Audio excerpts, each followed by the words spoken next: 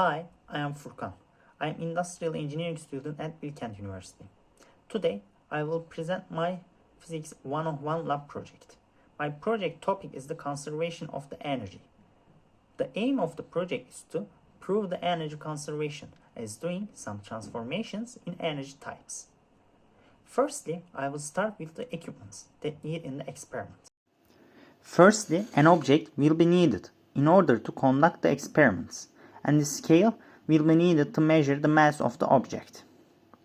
A spring to calculate spring potential energy, an inclined plane to observe gravitational potential energy. A ruler and a stopwatch will be needed in order to calculate the velocity of the object. Finally, to calculate the numbers, a calculator is needed. The experiment consists of three parts. In the first part, we will observe the transformation of the gravitational potential energy to spring potential energy. In this part, the object will be released from the top of the inclined plane. In the end of the plane, there is a spring that will be compressed by the object. As a result, gravitational potential energy at the start of the experiment expected to be equal to spring potential energy at the end of the experiment. In the second part, we will observe the transformation of the spring potential energy to kinetic energy.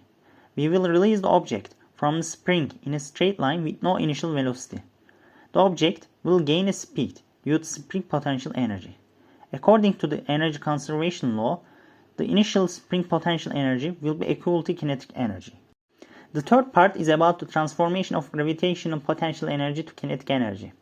We will release the object from the top of the plane with no initial velocity, and it will accelerate. At the end of the plane, it will have a velocity. Finally, initial potential energy will be equal to final kinetic energy. As can be seen from the data and the results of the experiments are not completely accurate, and there are errors. There are many reasons for these errors.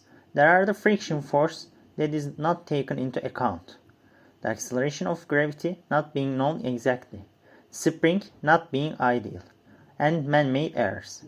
Therefore, there is an error of 7.5% in the first experiment, 16.4% in the second experiment, and 15.51% in the third experiment.